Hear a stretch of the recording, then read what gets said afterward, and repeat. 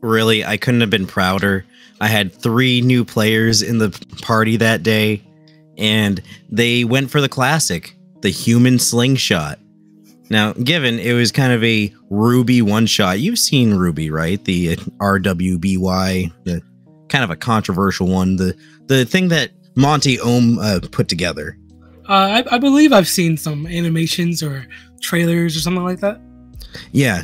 Well, it's a very over-the-top action-y kind of thing, and I don't even know where the tabletop thing that I found for it was, but I got a bunch of guys from work, some friends, and we just decided to start playing one day. And when we did this, it was a bizarre experience because I had 7 people in the room. I live in a small place, dude. So they're all around a table, and I'm using kind of like this island section, you know, like when you have like an apartment with a little island-ish part of the kitchen that separates your living room from your kitchen. Yeah, so like a mini counter, really. And I'm using that with my DM screen, and I'm just kind of like standing there with a fucking beer in hand, sipping off that, you know. Nice. If you're not half drunk, are you even DMing? I mean, I can see it. Yeah. At any rate, so what happened was they pull off the human slingshot. This guy's going back and forth, ethereal, phasing in and out, and because there's no friction, he's just has no way of stopping. Eventually, they're able to stop the guy from going just indefinitely in a little loop of back and forth. They were combining their abilities and whatnot, and I was super proud. Then all of a sudden, there's just this guy at the door, a bit of a knock, and I look over, and I'm buzzed. Everyone else is kind of weirded out. I was like, is there someone else we didn't invite? And we're all like, okay, kind of give each other a weird look. I walk over. Game paused because what the fuck's going on here? I open it, and it's just this real scruffy guy, short hair. He looks drugged out of his mind. And he's like, hey, man, don't kick me out. I just want to be friends. And I'm just, I look at him. I look back to my players. And I'm like, I never let you in the first place. Did Barney come here? I just want to make friends. Now, a few thoughts crossed my mind when this happened. I was like, do I invite him in and give him a character sheet and call it a day? Maybe. But at the same time, you got to understand, I live in the middle of nowhere. Yeah. I live in like Maine, in a nowhere town where the best thing to ever happen in this town was Trump showed up one time because we have a swab factory, and this town will never do better than that ever again. Just despite what you may or may not think about the president showing up, there's no better for this town. Like we've jumped the shark. It's all downhill from here. Oh, Ryan, I'm going to pitch you a theory of what happened here, all right? Okay. Here's what comes to my mind. You live in the middle of nowhere, right? You know, seemingly miles from any kinds of neighbors. You would say, yes. This random person shows up in a Barney-esque attitude. Did it occur to you that this might be a skinwalker? Holy shit. Sorry, I don't want to say the name, you know. You don't want to invoke it. No. But that makes sense. Stories, man. Everything weird happens in Maine. Think about it. The Iron Giant happens in Maine. Dark Shadows happens in Maine. Spooky as fuck. That Once Upon a Time thing they were running on ABC for a while takes place in like Storybrooke, Maine. Spooky as fuck.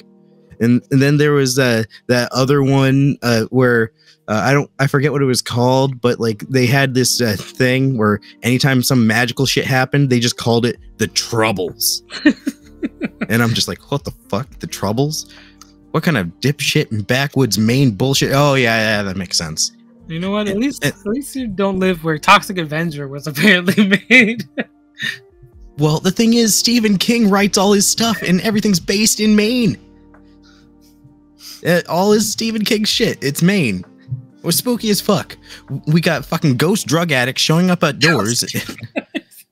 Meanwhile, all you got to worry about is the toxic Avenger knocking on your door and be like, yo, listen, your landlord's a piece of shit. I'm about to kill him with a mop. Look, I like how you put that movie on in the watch party and then left for half of it. The wife demanded some attention. Yep. That was great. I'm glad you guys enjoyed it. It was something. The Toxic Avenger is straight my next barbarian. I'm going to clean up crime with my mop. Jesus Christ. I mean, that's basically a variant of Glaive. That sounds about right. That being said, let's start the show.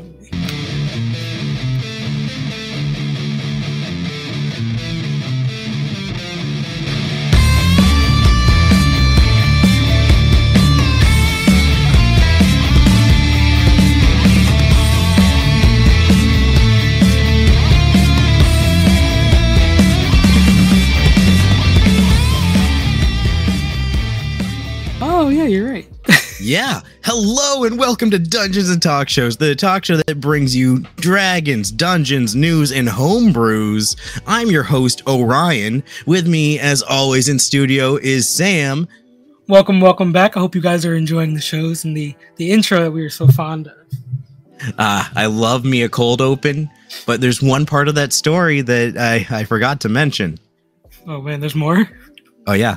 It's just a little bit. All right.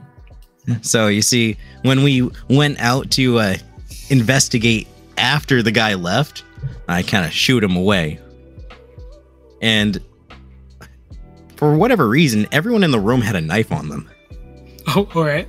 Yeah, so, yeah, we live in the middle of backwoods Maine, but ain't nobody got a gun, so we just got all knives, so we just walk out, and we're just like, flick. Okay, everyone check your car. Make sure he didn't, like, steal some shit, or, like, plant a bomb, Right. or an alibi. Or an alibi, yeah. Yeah, you can't just have people showing up in the middle of nowhere planting an alibi. Definitely sus behavior. I would say so, yeah. So what happened next? Damn, that's a story. Wait, what happened after that? Well, after that, everyone was too sketched out to continue the game. Oh, man. It's really unfortunate. It was one of the few times I'd ever seen PvP amongst new players work well.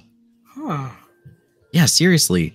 One guy decided he was going to be edgy and go off into the woods and kind of sulk for a little bit while the rest of the party was having a little cookout. And the guy that initiated the cookout, the Australian dude, you remember our dear old Mozzie. This is where he originated. He goes out there and he's like, all right, you got to eat. It's like, no, I don't. And I'm going to stay in my hole. You're going to come out there one way or another. It's like, no, I won't. And, you're going to come out or I'm going to make you come out. So they have a little quick PvP right there, which ends with the guy that was in the hole being kind of slung over Mozzie's shoulder, dangling all tied up from a giant wrench.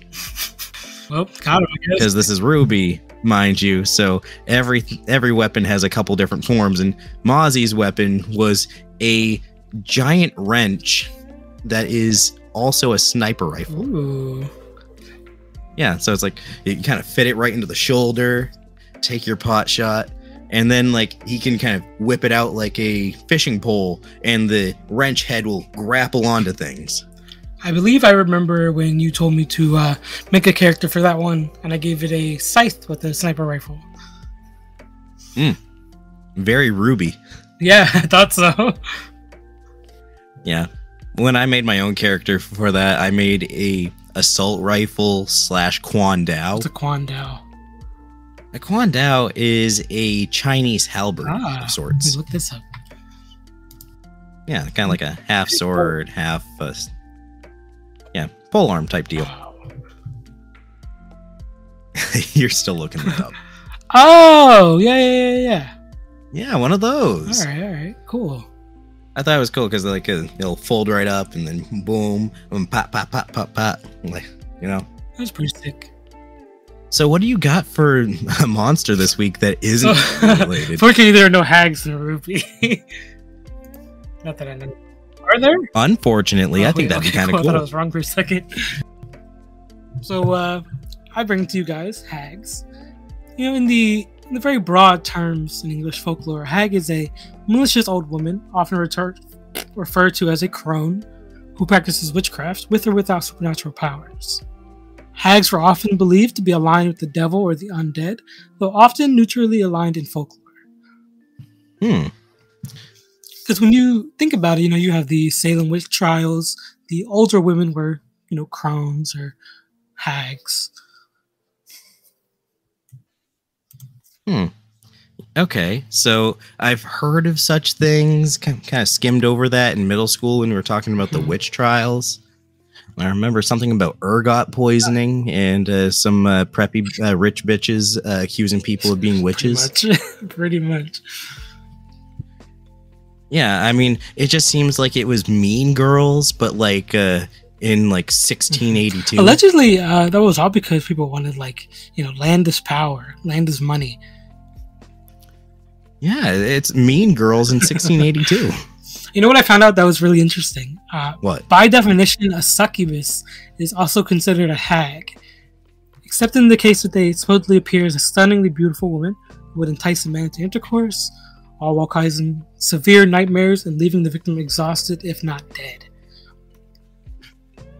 You know what? I feel like I can definitely work with this. Oh, yeah? I mean, you got yourself this succubus, and the thing is, I'm pretty good at dealing with nightmares. You ever hear of a thing called dream breaching? Like stepping into other people's dreams type thing? I've had strange experiences with that before as well, but this is completely different. So dream breaching is where you say you're having a bad dream, a little nightmare of sorts, and you're like, I'm not liking this. Well, dream breaching is where you kind of train yourself to become aware that it is a dream. And once you do that, you force yourself to wake up. And then you go back to sleep and you just kind of re-roll the dice and hope for a better dream. It's kind of similar to like lucid dreaming, except you don't take control of the dream. You just kind of, I guess you kind of do, but... Yes and no. It's one of those things where you're taking control for a brief moment. Yeah. But it's only because of the situation at hand being not desirable. Like, I only use dream breaching in extreme circumstances in a dream. Yeah. I'll have some real fucked up shit going on. Like, there'll be zombies and zombie clowns all chasing me all over the place. And they'll be all, like, psychotic and shit. And, you never know what's going to happen in a dream. And meanwhile, I'm there in the dream, and I'm like, meh. Another day, another dollar. Back to the grind. Exactly. Because in a dream, like, you can be kind of chill about that kind of shit as it's going on. But... if something serious goes on, like a dog comes up and tries to bite my testicles, okay, dream breach, I ain't doing this. Yeah, I don't know if it's... I don't think I've ever had to really do that, or if so, not in a long time. It used to be a thing for me in high school, but I guess when you're young, there's a lot of developmental stuff that happens in your brain that makes you want to dream breach. Yeah, that makes sense.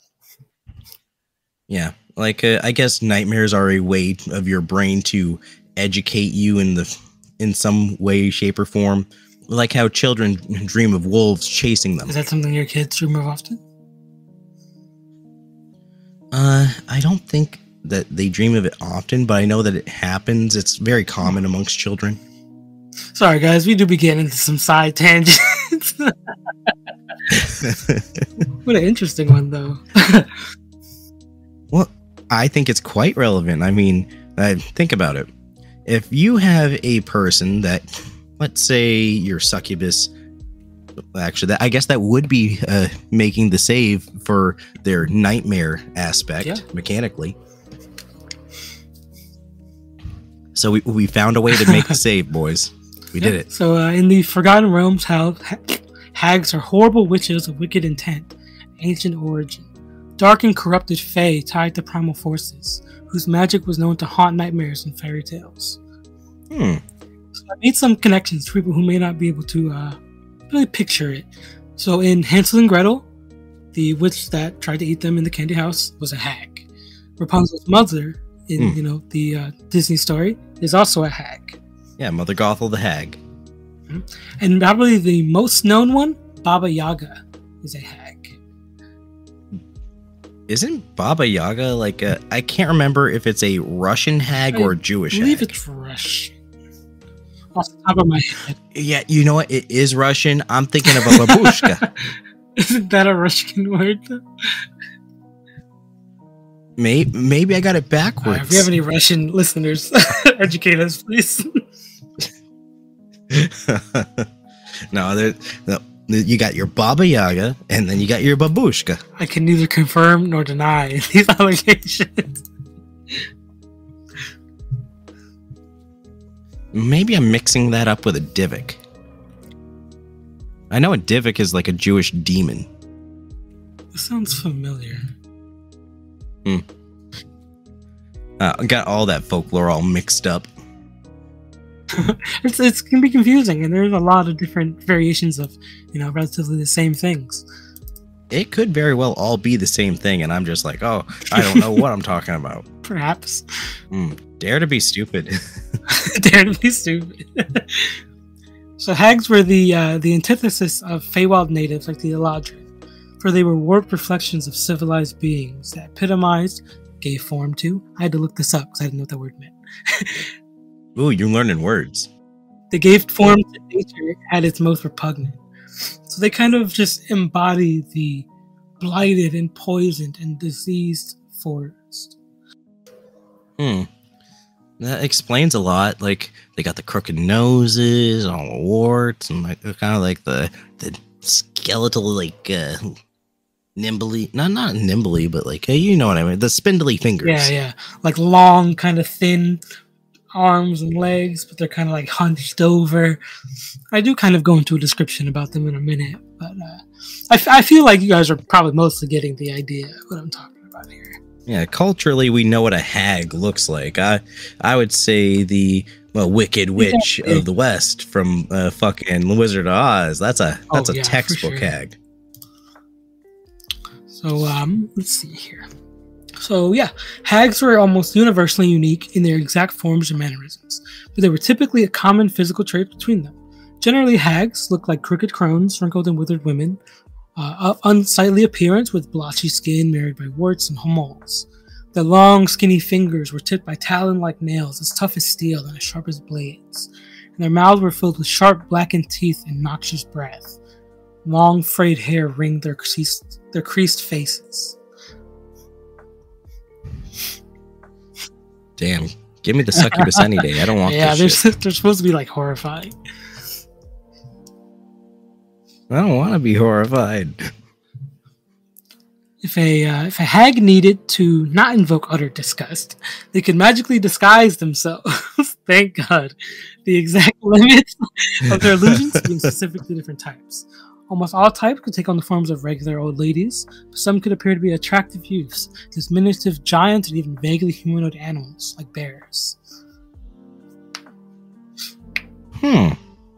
Okay, so they can walk in public. And that kind of brings it back to the skinwalker point that I brought up. Oh, for fuck's sake, we got hag skinwalker drugs. I mean, they probably can shapeshift, right? I mean, they can disguise themselves. Damn, it all makes sense. Your average meth addict looks like a hag. Every 25th day they turn into a skinwalker.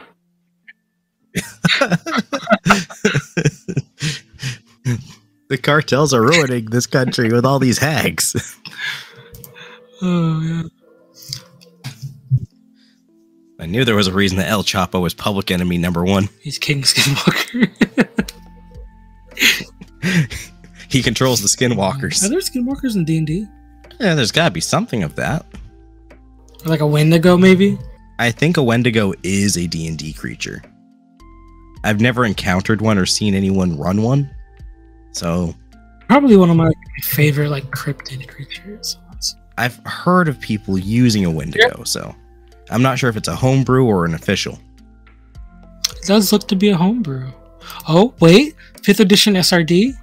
Monsters and Foes? SRD? Is it there? Looks to be. Oh, shit. That's what I'm talking about. Damn. We have to do an episode on Wendigo now. Hey, next episode. So cool. All right. Getting back to the topic. I did get this cool quote, supposedly from a book, Brush with Evil. Supposedly from a book? I don't know. This is just what it was like. What's the word? A second-hand, third-hand sources? Yeah, it's a source that was underneath the quote. I didn't really check up on it, but like. Oh shit! We need to update our bibliography. So it says, while I have escaped, I spend every waking moment in fear that either her or one of her sisters will come for me. For Hag Coven does not let even the smallest of slights go unpunished. Elizabeth B. Soot, from A Brush with Evil on Hags. It sounds like Elizabeth B. Sus. Damn. I had a fucking stroke over here. It's that hag magic. Maybe I'm being cursed. Yeah, that's what the hags do. They get up all in your mind. And the next thing you know, it's all hocus pocus too. Bring that up. What did you guys think of Hocus Pocus 2? I haven't seen it yet, but I am... So far, all I've gathered is it's Hocus Pocus 2 Hag Boogaloo. Could that be the name of this episode, Hag Boogaloo? I'm down for Hag Boogaloo. That's a good one. Oh, that's great. So, stepping into the ecology here. Despite their supernatural natures, it seemed that hags, as well as needing to sleep, required sustenance to live. The ravenous hags could devour entire humans in only 10 minutes, preferring their flesh to others and consuming that of demi-humans or creatures like orcs when needed. Huh. So they seem to be cannibalistic. I don't know if they're fae, right? So... I mean, would that even be cannibalistic? I mean, fae don't give a fuck. I mean, if you consider eating humanoid species to be cannibalistic, then sure. But if they were to eat a fae, maybe it's a little different. I'm under the impression that since they're fae, yeah, their morals are kind of skewed anyway. All bets are off. You just don't understand fae, and that's the way it is. Supposed to. I would say that anytime someone tries to make a charisma, like a persuasion type deal with a fae, oh yeah, you're in for a treat there, because that's a higher DC in my opinion. Oh yeah, when you guys encountered that the fae kind of demigod that had you guys meet, the DCs were pretty high. Damn. I'm glad to see we're on the same page, but damn.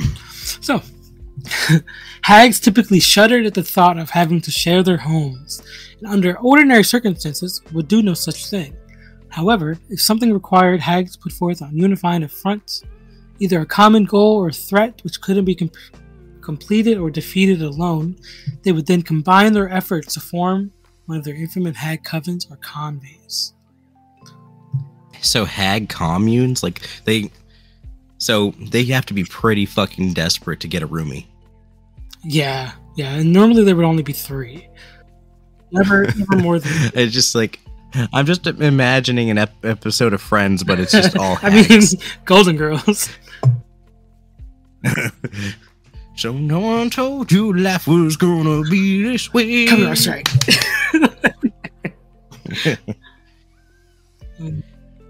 Oh damn.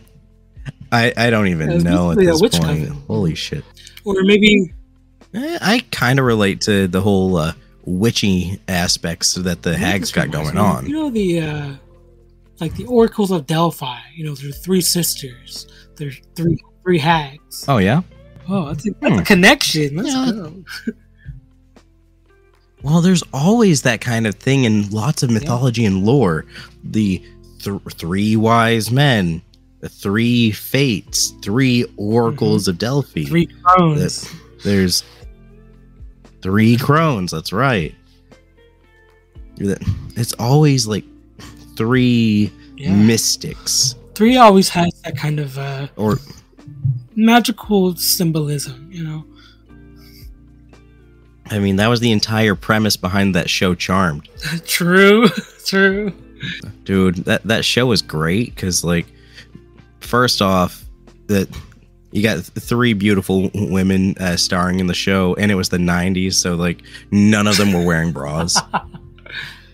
What a time to be alive. Oh, it was a wonderful time. I was enjoying it. So, though they behaved with some semblance of civility, Coven Hags still wanted to increase their personal power, and so the 3rd Coven made serve to deal with the disputes when the other 2 inevitably started arguing. 3 was a typical number of members in Hag Covens, most commonly with each Hag being a different type.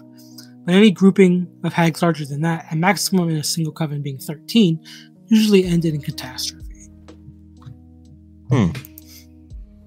That would be for like a big problem, like that would be virtually like unheard of. That just makes me think of you know how in Ben 10 like Alien X has like the 3 little minds inside it? Yeah. And he's like, come on guys, stop arguing, we need to get shit done. When there's like, no, the litigation of arguing constantly makes sure that the power is balanced. Imagine 13 Hags all arguing with each other. Well, number 13 is this swing vote. Yeah, right. Congratulations, we're politics again. Damn it. No, it comes back to politics. Hag Covens or Congress, here we go. And the Speaker of the House always looks like a hag. And look, I pulled another quote from this so-called book. The so-called book. Alleged book. Allegedly. Evil beings, hags, rely on magic, deceit, illusion, and even blackmail to lure their victims in. I knew this. I repeated it many times to you, dear reader, but I did not recognize their charm, their allure. I did not know that I would come to love her, that I would yearn to please her. She strung me along, tempting me with the wildest dreams. This is just interesting. So he goes from, yo, guys, listen up. These bitches be dangerous to simping in the same sentence. I think this is saying that they're being drawn in. They're being controlled. They're being charmed. Yeah, like he knew what was up, but, you know, before he knew it, he was under her simp magic. Because you can you can see it, you know, in this quote, like, I repeated this to you, but I did not realize their charm, their allure. And then suddenly, I love her. Kind of foreshadowing the nature of hags here. I suppose so. And as I said before, hags are typically solitary. However, hags often felt a desire for companionship, something they typically stated by collecting servitors. In no sense were these entities friends. The hag either charmed the servant or had some way to threaten its life, either magical or mundane, and would insult and beat them on a whim. Even ordinary animals were retained as minions, commonly for the purpose of self-defense, a task for which bound mortals and the most delightful pawns. I feel like hags would be very at home in modern society. They just get themselves a bunch of college interns. I mean, not wrong.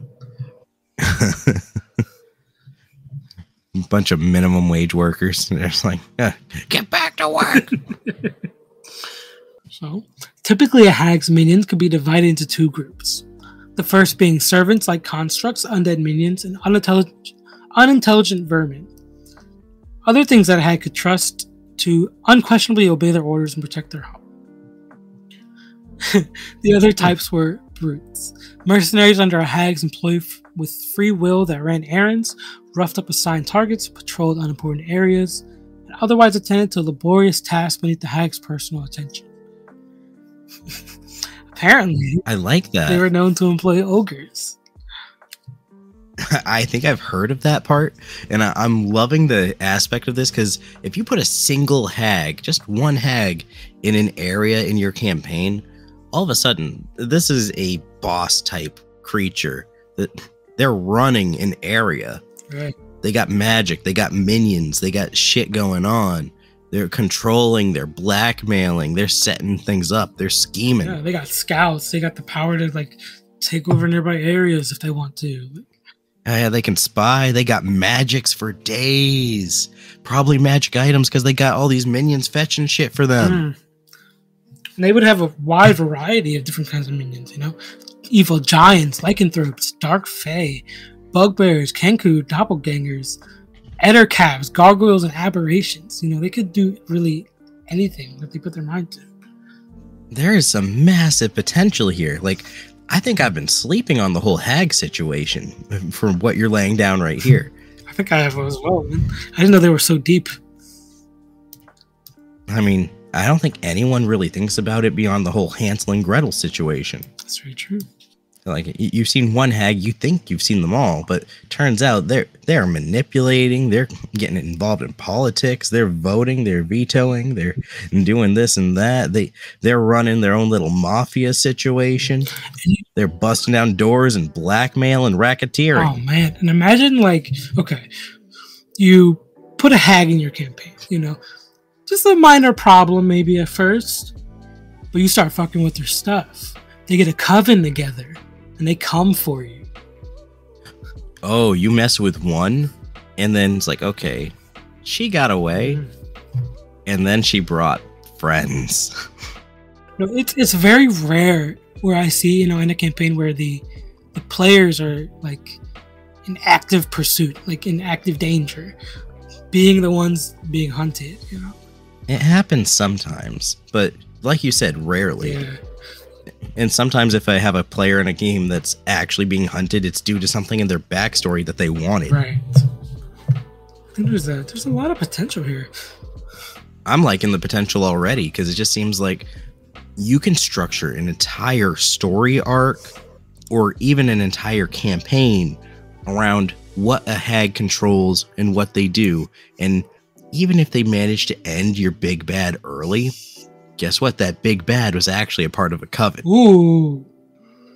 Shit. That's right. Now you got two sisters coming for you. It's kind of like that anime bullshit where it's like, oh, you thought you outsmarted us, but really that was just the bottom rung of the unbeatable trio. And then it's like, okay, yeah, the unbeatable trio was pretty cool, but they're actually at the bottom rung of the super magic 13.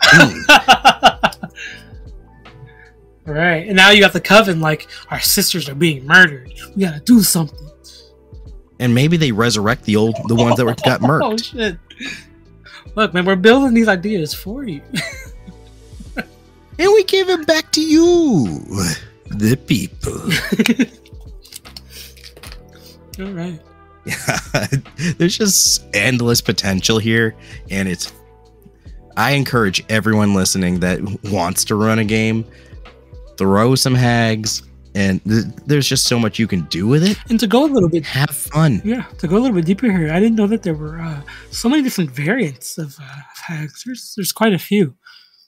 Oh, we got all flavors. Yeah, so you have the first type, the honest, the most physically powerful and feared of the hags. Honest hags were ferocious savages with nails and teeth. Is that honest or oni? It's ANNIS. So I don't want to say anus, so I think it's probably honest. Anise? Someone get a linguistics professor up in here. They were egotistical brutes who saw strength as virtue and appealed to simple-minded beings like children or primitives. Ah, I see. A regular might makes right, kind of barbarian. Yeah, I don't believe these situation. Yeah, the most intelligent of the the hags that you would see. You telling me hags basically have classes now? They seem to do, at least sub-races of some kind. That's wild. So you have the Bhur, Bheur, the unrivaled masters of winter witchcraft. Bhur hags were blue-skinned belled. I get it now. The Bhur hags. Yeah, that's what I'm thinking. I don't know what beldames means, but blue-skinned beldames that made cold seasons even harsher than normal. They were cold-hearted crones who reveled in the greed that bad conditions brought out. All right. Sounds like some Icewind Dale type shit. Now these next two are probably the most common type of hag that you'll see. You have the bog hag. A variety of hags that dwelt in swamps. Bog hags were predators that hid behind a familiar face.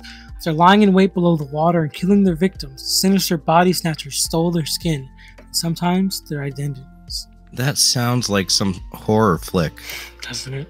Got the body snatchers. Yeah, the swampy. That's a New Orleans type situation there. Like, everyone's got vampires in New Orleans, but no, you need some hags out there. Fun on the bayou. That's what I'm saying. Hell yeah. And then you have the green hag, the most duplicitous and hateful hags. Green hags use illusions and temptations to lead others to destruction and tragedy. The forest femme fatales sought to poison that which was pure and drag down the civilized world into barbarism. I believe this is kind of like the Witch and Brave is a green hag, I believe. But she's kind of like a different case where she's not like hateful. But I've seen some theories about who the Witch and Brave is. She definitely does the whole temptation and tragedy thing. I don't know, because I've seen theories that say that she's Boo from Monsters, Inc. Oh yeah, I have seen that. The whole Pixar. Now, when it comes to Pixar theory, I want to believe. Want to believe. Yeah, that's essentially where I'm at there. But I could see that. The temptation, the manipulation, basically turning all that into running a business. It's like, okay, right. We need proper payment here. This shit ain't cheap. So this I did not know. There are a male counterpart to changelings. They are called the hag spawn. That sounds very interesting. So that's very much your skinwalker type right there. Yeah, kind of. You know, the hag spawn inherited the strength and endurance of their forebears without the magic or the inevitable transformation. They didn't grow into true hags like changelings did, and as such, no male hags existed. So instead, you get the hag spawn.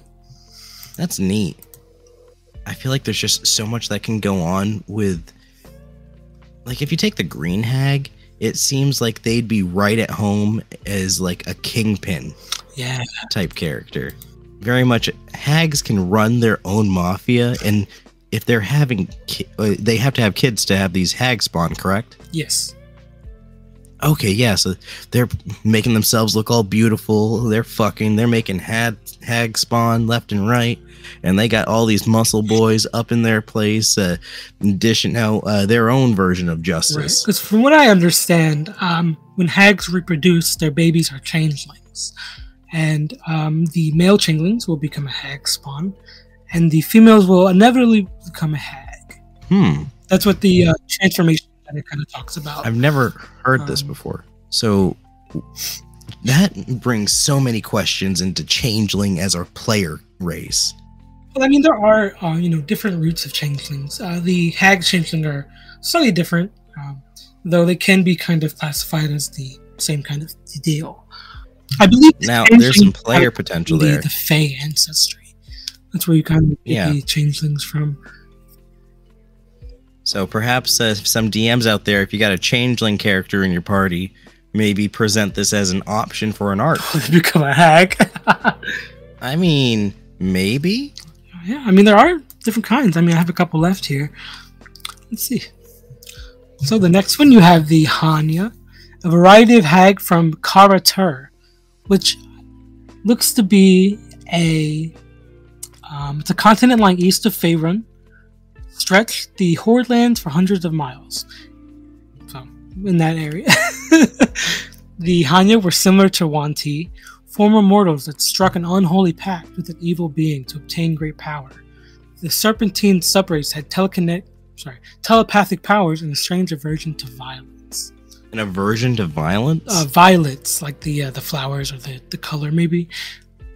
Oh, okay, that's very different. I thought a strange aversion to violence is just like, yeah, they really can't take a punch. Right. And looking at this picture to kind of give you an idea what this looks like, it kind of looks like a naga. where it kind of has like the snake, lower body and like the long arms and like the greenish skin. Okay, yeah, that makes sense. All right. Got like 2 more here. Oh, here we go. So we have, like 4 more. The Night Hag. The most vile and nightmarish of the hags.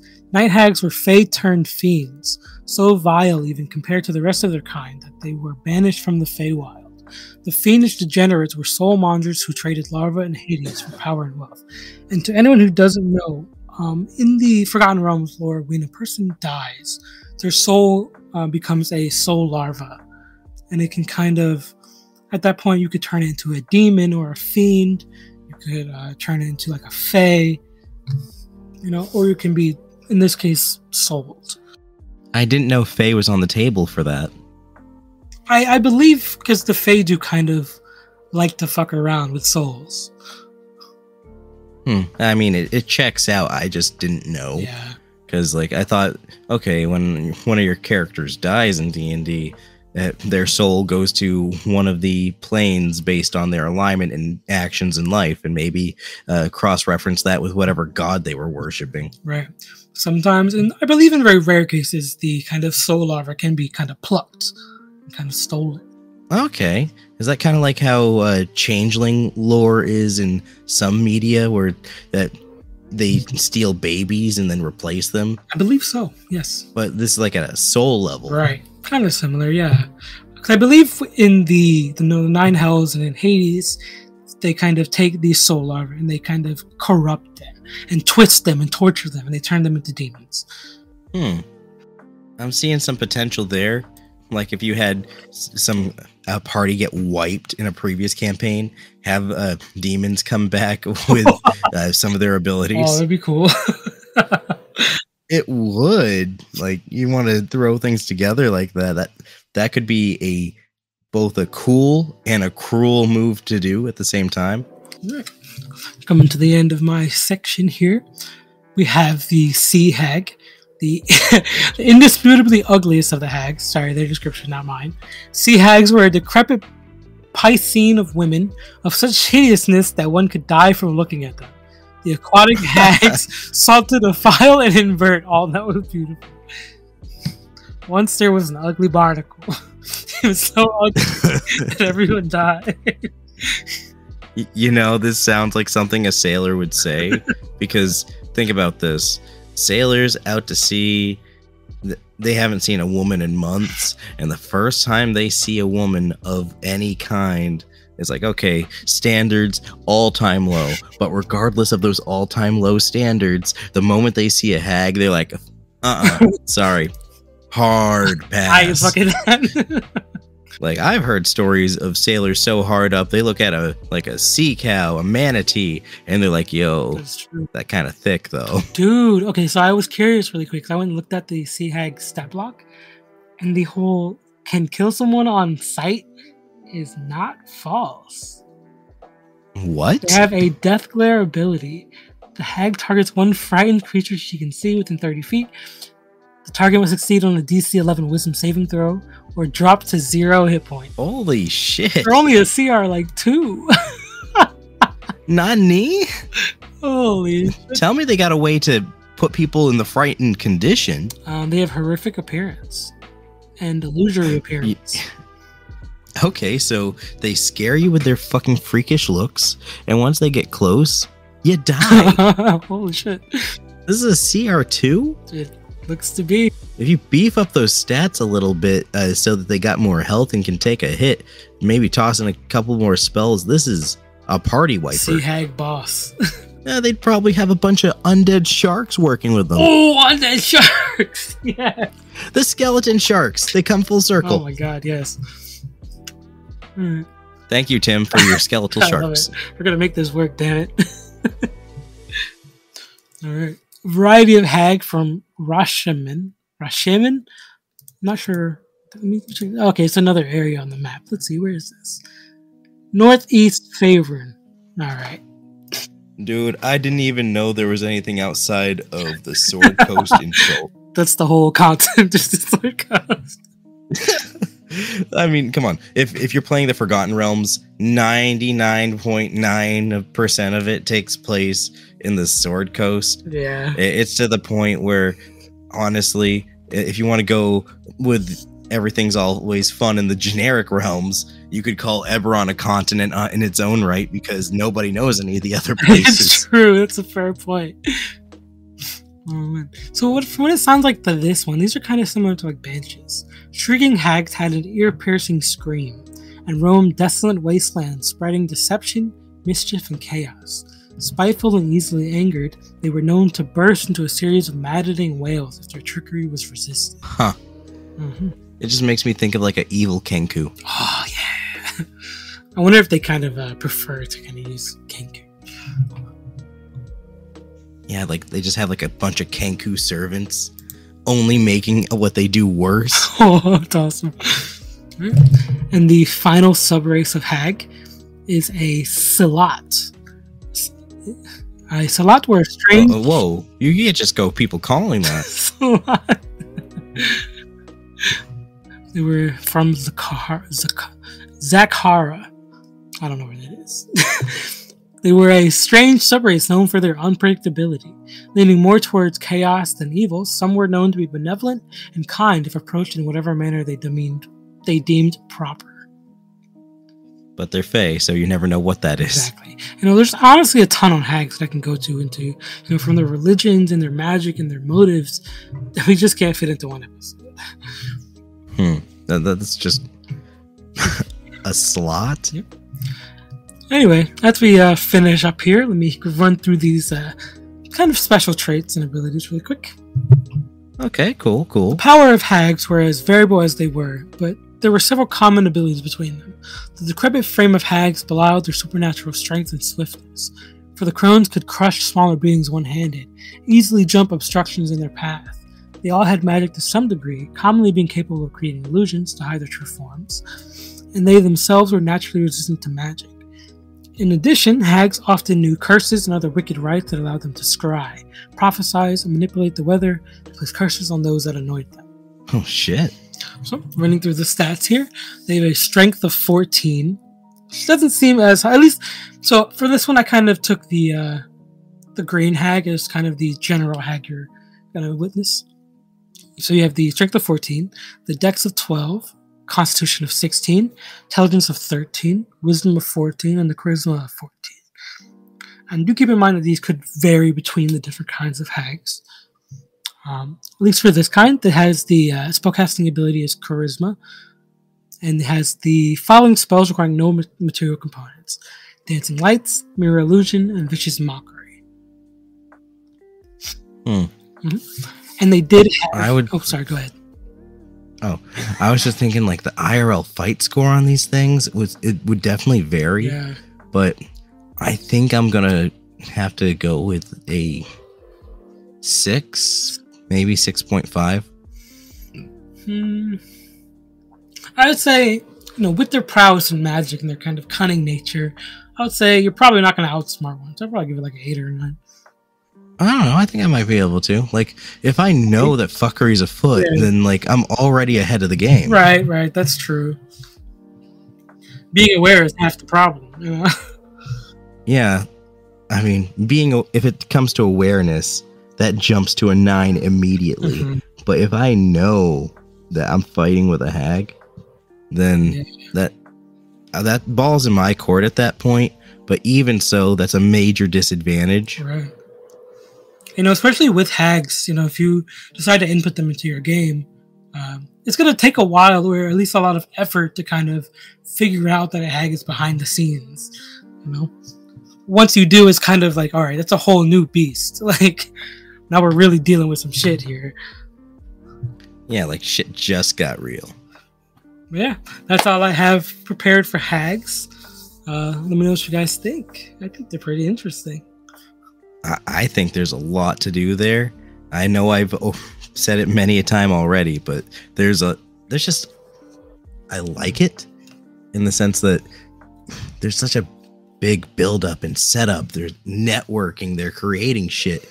And the moment you try to deal with one, there's always the chance that she was networking too. Mm-hmm. And before you know it, you got a whole region being undermined by a coven of hags. Yeah. They could be your local crime bosses, your kingpins, your like a mafia situation. You come to me on the day of my daughter's wedding. That kind of a deal. They can stir shit up. They got the magic to back it up. They got the strength. They can output minions like no tomorrow. Yeah, that's pretty solid. I would say that in most cases, that's a 9 on the IRL fight score. Now that I'm thinking about it, you could even have a hag be a kind of a beneficial kind of benefactor to your party. In the case of, Critical Role, Fern's grandmother is a hag. And, the Fate Stitcher at that. You know what? I think that you're right. They have enough influence on their own that it could make a great patron for your party. Yeah. And then the party eventually tries to backstab them, but there's just so much at play there. Oh man, I think we just came up with another idea for the source book. Patron of the hag. I think a hag patron would be a type of fae patron, but we could take that a step further. Write that down, my friend. Night hag patron. Hag patron. I think that'd be great for the Paltira source book. I agree. Let's pop that in there real quick. Excellent. This week we did have some news in the community. Oh yeah? What's going on? Well, first off, we got a couple things here. One is Hasbro has been it says here, Hasbro slapped by Bank of America for destroying customer goodwill. Oh no. Well, that's a headline. That's a headline, sir. Now, this article that's from, let's see, belloflostsouls.net. So they're like they're a geek news thing. They do little articles here and there. And I'll read some of the article off. Bank of America has once again stated that Hasbro continues to underperform while destroying customer goodwill.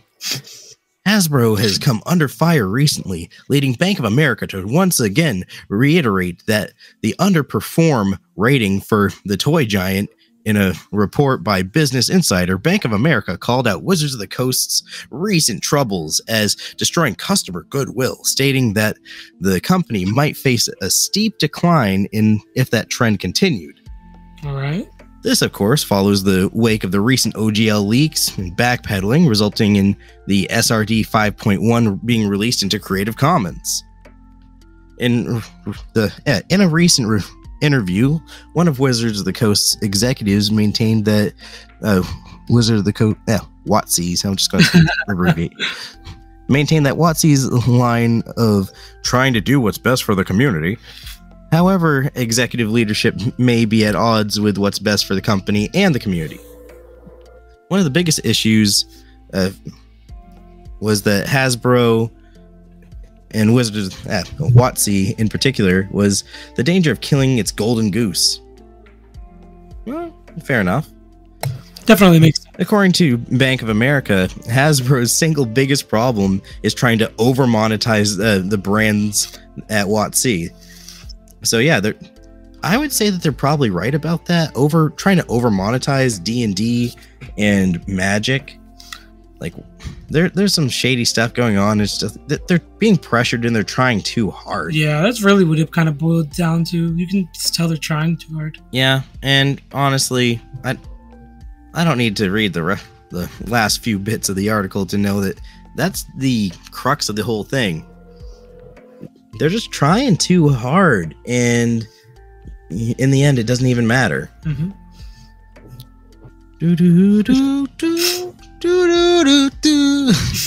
Damn it, Linkin Park. Did you hear their new song? Well, not new song, but their the newly released song. They're making more music? No, they brought an old unreleased song with Chester in it, and they kind of they released it, I believe, last week. Lost Song. That's exactly what it's called, Lost. Yeah. Oh, damn! I didn't even know. Cool. Yeah, it's pretty good, man. It's nice to hear Oh, you'll have to send that to me later. That does sound interesting. Oh, another thing that just happened this week, I'd say major news, and everyone in the community needs to hop on this like now. If get out there, because DM's Guild and Roll20 have officially merged. It's happened. We're here. The future is now. So what does that mean for online players? Oh, dude, it means everything. Before, I had to struggle as a online DM with Roll20 and the DM's Guild. If I wanted something from DM's Guild, I had to go purchase it or get some of their free content, then take it out and upload it to my Roll20 account. Now, if you're a free user like I am, total free slob, you're going to have the issue. You're going to have the issue of not enough space because of all your uploads. This circumvents that. Also, it makes all of the stuff that does get transferred over that much easier to integrate and use in your games. You see, with this merger, now you can connect your DM's Guild account to your Roll20, and anything that's compatible with Roll20 from the DM's Guild can be just ported right over. Boom, right there, easy to use, easy access, all your PDFs, your tokens and maps, and especially tokens and maps. These are a major utility as a DM, especially if you're using the free stuff. To celebrate this, though, there's a bunch, even more free stuff than usual. Nice. We love free stuff here. I can't even list specific free stuff because there's just so much. The DM's Guild has so many things. Like, all you gotta do is look around, see what you like. Let's go! Oh, we got Naughty's back. Oh man, sorry, when people in the background getting a little hype over this. I am the hype. So yeah, give us some examples of the loot that we could get from this. Oh, let me pull up some of this. Look, let me be real with you guys for a second. We all are some loot goblins, okay? It's okay, You can admit that to yourself. We all like free stuff. Yeah, I mean, who doesn't? I'd have to look at some of my recent history right here. Let's see. Well, the most recent thing I got from it is a Night of Masks and Monsters. Now, that's completely compatible with Roll20. And it looks to be a one-shot adventure designed for 3rd level to 6th level characters. Okay. Nice. It includes a bunch of stuff, little handouts, maps, and of course, it's all ready to go. You got NPCs, enemies. It's so much prep time done ahead of time. So that's the big thing here. And it's not just D&D stuff, Pathfinder 2, there's lots of stuff on the DM's Guild. Like, being able to pour over all these things is major. It's going to be a game changer for a lot of people. Yeah, I feel like this could myself included. Yeah, this could definitely be kind of a boon to new players. Something I hear a lot is new players that want to start kind of being a DM. They kind of struggle to kind of get started, And I feel like these kind of adventure books from players 3 to 6, for example, is kind of a great idea to kind of give them the basis to kind of know what to build off of. Yeah, absolutely. Like, more modules, more content, more material to work with. And I'm going to remember, we had Tim Van Dalen on just a few weeks ago, and he was talking about how he was going to be releasing stuff on DM's Guild to be specifically compatible with this merger. Oh, yeah, true. So for content creators, this is huge. Oh, yeah, guys, it's a prodigious time. Yeah, what a wonderful time to play. Make it easier for all the DMs, and honestly, a lot of new DMs, they're going to need the easy access to good material. Right. I just don't want to see too many people fall into the trap of, we've already played the, Lost Mine of Fendelver. And there's so much new stuff that's third party now. Easy access, just get right in there, claim your free shit, guys. Have a look around, see what you like. Hell yeah. If only we were sponsored. D&amp Guild, sponsor us. It's not gonna happen. Maybe someday, man. Who knows? Oh, one could wish. But that's about it for the news this week, and I'm honestly very hyped for that. Pretty good piece. Something to look forward to. I would say that maybe after the show, you should go get your cut, my friend. Probably will. Yeah, you have to tell me how to do it, or maybe here, do it for the viewers. Explain the process to. Well, you go on DM's Guild, right? And you make an account, and you find the stuff. And really, guys, if you have any competence with using, I'm not gonna over-explain this. If you're listening to this show, you're obviously a very smart and beautiful person, and we love you. We love you. We appreciate you. Welcome back. It's like it's a family here. Feel comfortable. Kick up your shoes, get a snack. Spend an hour with us talking about random bullshit. Yeah, even though we had to stop snacking on show because it crunchy crunch. It's true. We're not allowed to eat. Yeah, real slave work up in here. So, did you bring a homebrew showcase for tonight? Oh, I did, and it was something promised from last week's episode, which is until we finish fixing all the problems that we had with editing, temporarily, the lost episode. Unfortunately, rest in peace. We'll get there, guys. We'll fix it. We promise. Hopefully, this will never happen again. But for now, I got something from other. This is by Heavy Arms, and Heavy Arms has a Patreon, so shout out to Heavy Arms with their Patreon, and y'all gotta go check that out if you're interested in this, because I'm sure you will be when you hear that this is a subclass for the Warlock, the Pact of the Beard. Hell yeah. A little flavor text here. There once was a dwarf, and that dwarf had a beard. This beard was so mighty that he ascended to godhood. Wow. Chills, shivers, all over. Now, the first thing about this subclass is it's got a bit of a caveat, a restriction really. No beard, no good. You must have a beard to hope to draw the attention of the beard. Typically, elves and half-elves lack the facial fortitude to gain favor with the beard, which is why dwarves are more likely to be warlocks of the beard. So the first level ability, basically a wizard. As all wizards have beards, when your pact magic feature lets you learn or replace a warlock cantrip or a warlock spell at first level or higher, you can choose the new spell from the warlock spell list or the wizard spell list. Ooh. You must otherwise obey all the restrictions for selecting the spell, and it becomes a warlock spell for you. Nice. So, right off the bat, massive spell list, which is amazing. If you thought you had potential before, double it. Yeah.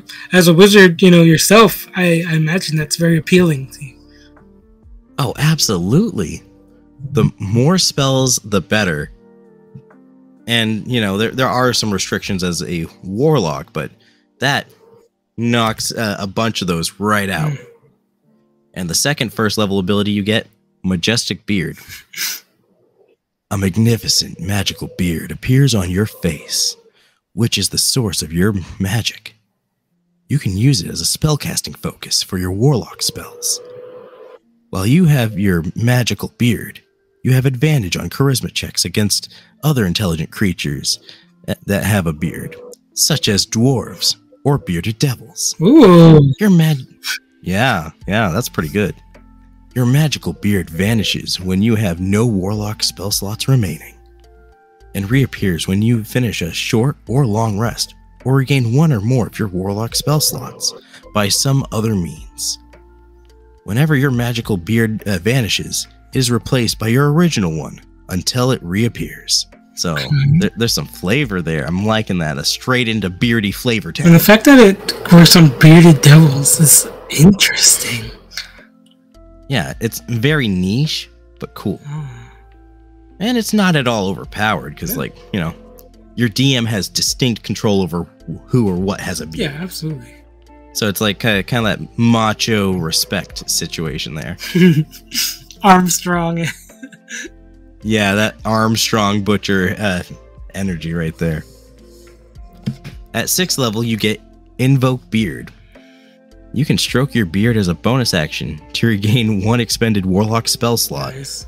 Once you regain a spell slot in this way, you can't do so until you finish a long rest. So you could run out of Warlock spell slots, give your beard a tickle. Boom. All the fluff. There's no limit on what level spell slot either, huh? It's not bad. Yeah, it's just a little tickle of the beard at 6th level, and you can turn the magic back on for a bit. Nice. Yep. Then, at 10th level, we got Iron Curtain. Your magical beard counts as a shield. You are your magical beard counts as a shield you are wielding and are proficient with, increasing your AC by 2 while you have it. You can still only benefit from 1 shield at a time. Okay. Defensive beard. It didn't they have like a Fairly Odd Parents thing where like Timmy got like a beard and he was like, oh my god, yes. and it was like defending him and like punching shit, or maybe I'm thinking of something else. Dude, imagine like you could dual wield or like have a 2-handed weapon and still have the benefit of a shield. Yeah, it's wild. That's awesome. Now, the capstone ability for this at 14th level, Uncowed, Unkept, Unshaven. While you have your magical beard, you can't die due to failing death saving throws and massive damage, or other effects can't cause you to die instantly. So basically, your beard gives you immunity to 1-hit KOs. Oh. Just your sheer masculinity of having such a magnificent beard will protect you from. So like you could get blasted with the most powerful thing imaginable and still be standing and be like, it's but a scratch. How does that only work for like 1 round or for 1 saving throw, or basically it's you can't do, it just says while you have your magical beard. So you got to keep your spell slot. You have to at least have a spell slot. That's a minimum requirement. I wonder if you're unconscious. I mean, yeah, you would still have the spell slots, right? If you have a spell slot, that's the caveat here. Interesting. So that's your magical beard. So you have to have at least a spell slot. And you can't die due to failing death saves and massive damage. Massive damage would mean dying due to double your hit points being taken out in one go. Okay, so it can't be, critical hit, one-shotted. Yeah. Or other effects that would cause you to die instantly. Like the Steed Hag effect. Yeah. So basically, your beard's going to be like, yo, we're still standing. Damn, that bitch is ugly, but I'm still alive. It's essentially going to keep you like barely there. Like you'll be on death's door, but you'll still be you'll be in the fight. It's basically similar to some barbarian abilities. Yeah, true. Oh my god! And considering how you can take a Pact of the Blade or something in addition to this, I'd say that's pretty reasonable. Ooh. That's a good idea. Yeah, I like it. And that's it for the Pact of the Beard. Or of course, it's just listed as the Beard. But I think I will give that like an 8. 8 D20s out of 10. I'm gonna give it a 9, just because I'm partial to it. I really like the whole beard aspect. It's just so flavorful. It's definitely unique, and I like that a lot. Yeah, like that is not lost on me. It has negative caveats, and like it's balanced because I would say it's balanced for the more or less. I mean, once you get up to 14th level, there are plenty of things that can still one-shot you. So being able to stand back up, perfectly fine. And you can still be killed. Yeah, it's not like you're, suddenly immortal. Yeah, like you have a limited number of spell slots, so you'll have to make some hard decisions there. Right. Eventually, you're going down. Yeah. All right. I like that.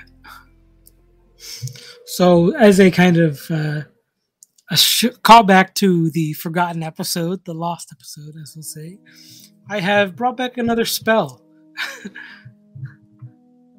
Oh, here we go. Yeah. When people finally get to hear it, they'll kind of see where I'm going with this. It's kind of on the same lines as the other one. I don't want to give a spoiler, though.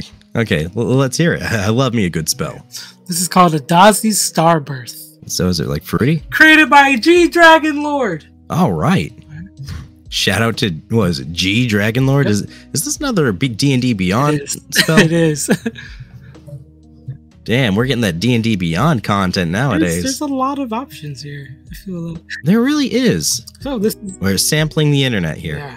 This is a 7th level spell. Cool. It's a 1 action casting time, 600-foot range, VSM components, and a duration of 2 minutes. Okay. It's a conjuration spell with no save and a fire damage effect. Alright. Summoning cosmic energy, you create a small proto-star that burns and crushes enemies with its solar might. You choose a point within the spell's range to center the star on. The star starts small at a radius of 5 feet, but grows by 5 feet for each round you maintain concentration. All creatures within 30 feet of the star must make a strength saving throw or be pulled into the sphere. All objects not being worn or carried are also pulled in. A creature starting or ending its turn inside the star must make a Constitution saving throw or take 4d6 fire damage and 4d6 force damage, or half as much of a successful save. So there's a strength save to stay out of its gravity, and then once you're inside it, there's a con save for damage. Right. A creature inside the star that has 0 hit points is disintegrated, destroying all items it is wearing or carrying, except magic items. The creature can be restored to life only by means of true resurrection or a wish spell. This is a little OP, but at the same time, that could be incredibly dangerous in a DM's hand. For a 7th level spell, I feel like it's kind of up there. I don't know. It's got the utility. The gravity could definitely throw things off the ground. You said it expands? I do believe there is some drawbacks here. Yeah, there's got to be some drawbacks because it sounds a little too good. When the star is 50 feet or larger, you may choose to end the spell, causing one of the following effects. Supernova. You cause a star to implode. All creatures are, maybe you're right, and within 90 feet of the star are blinded for 1d4 plus 2 rounds. You must make a dexterity saving throw, taking 8d10 radiant damage on a fail, or half as much on a success. That's everybody in 90 feet. I would say that the biggest flaw with this spell is its initial large range. You know what I mean? I feel like it's got too much range. If your DM kind of allows you to keep this up for, say 10 rounds, these are kind of a very bad situation. If you cause a supernova, you're probably gonna body a lot of your teammates. Well, yeah, that's why I'm saying that the range is too much, because that's 600 feet. You combine that with Spell Sniper, you can just be like a couple football fields away from someone and be like, yo, listen. Just drop a star on the horizon. Yeah, you're just going to nuke an entire bandit camp. But how often is your DM going to let you have that option? I don't know. I think this is a little too powerful. I mean, but it is fun. I think it's workable. I think there's some tweaks that could be made. But wait, there's more. Oh no. I will definitely say I agree, it is overpowered, but it does sound hilarious. It sounds fun, and I think there is a time and a place for this, but it's not in a player's hands. Neutron burst. The star erupts in a stream of radiation and light. 150 feet line of energy lances out in the direction of your choosing. All creatures in the air must make a dexterity saving. Or take 10d10 force damage. No. 10d10? Dude, that... All right, you're looking at spell damage of a level higher. Like, I can see, like, 8th level spells dealing 10d10. I'm gonna have our bot roll this real quick. Roll 10d10. Oh wait, I didn't do it. Wait, /PT. It's too powerful. I think Nerdbot's down today. Ah, damn. Good open roll. Yeah. Wait. Under maintenance, but dude, our server is growing like crazy. We're almost at 3rd level for the Discord server. That's wild. All right, I'm pulling up my dice app just to kind of give myself an idea of the damage potential here. All right, so what'd you get? All right, so first roll I got a 61. I'll go ahead and do 3 here. Okay, best of 3. Makes sense. 56. Okay. And 52. So I mean, what level do you get 7 level spells? That'd be like I don't know. I've never played a caster that got that high. I know, right? Me either. What are the other 7th level spells? Maybe this isn't that crazy if this is what 7th level spells are like. I mean, you'd have to like average that, but the utility and the range, like I feel like this thing is unbalanced. Yeah. So looking at the wizard list, looks like they get them at level 13.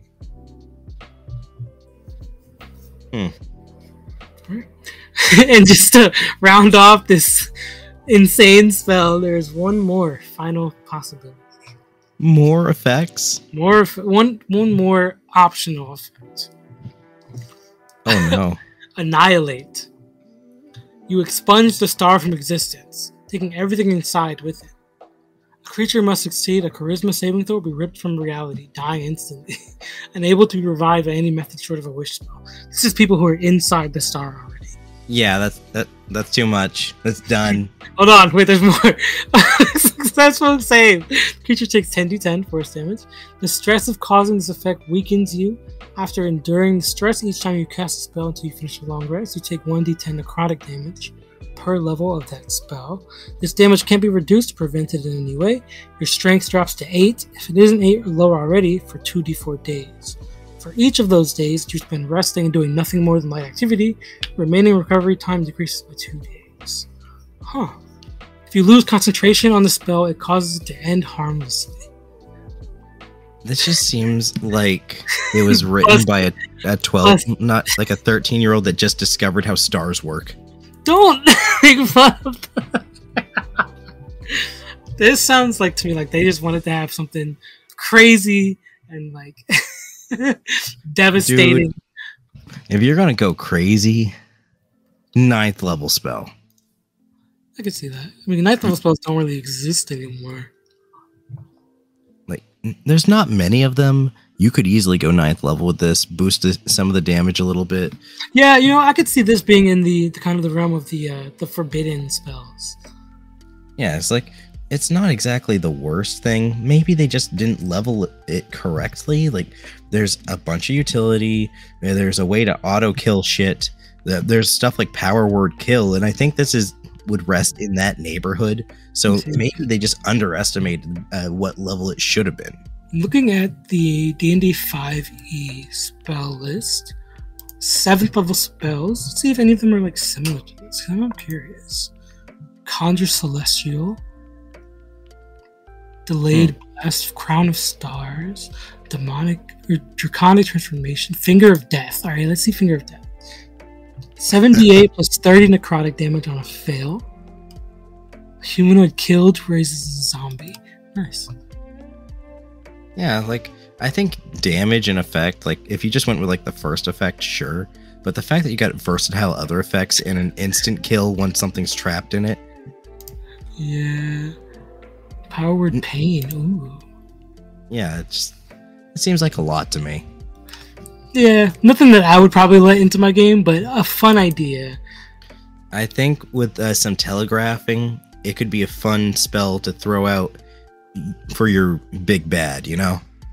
Oh my god, yeah, he starts like casting this spell, and every turn it grows larger. Yeah, because that's cinematic. It's growing, and your player's like, oh no, we got to stay away from that.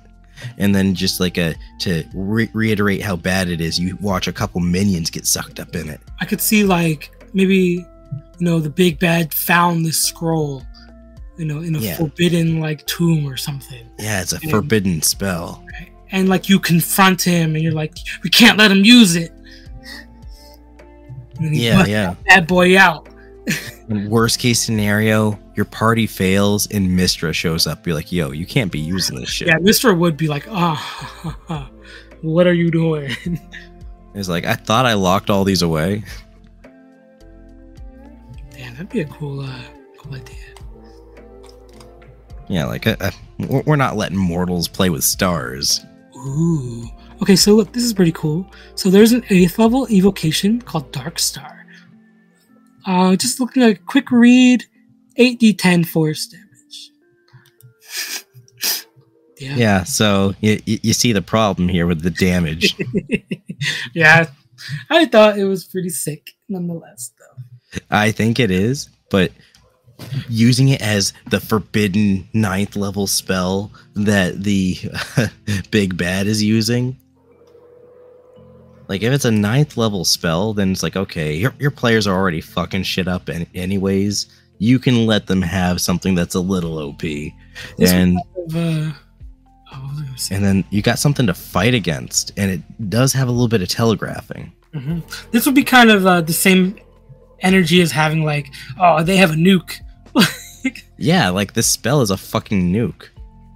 It might not be meteor swarm, but damn if it's not flashy. Oh, yeah. Even meteor swarm was only 20d6. 20d6? What the fuck? It's good stuff. Anything else that we got for the show, Sam? That is all I have today. No. What's the word on our next week's monster? Are we doing another poll? I could try. I was kind of, because I've been going through, we kind of did fiends. We did a little bit on constructs. We're doing a little bit on fae now. So I was kind of thinking I would dip into dragons. Ooh. Maybe drakes. I really like drakes. Maybe wyverns. I don't know. Maybe I'll do a poll. Yes. Dragon poll. Yes. Anyway, if any of y'all in the audience want to get in on this poll, we'll have it up on our Twitter as well as the Discord. We will. Definitely check us out if you're enjoying these episodes. Indeed. And with that, I think we are good. We'll see you all next time. Enjoy your weekend! You can't make me!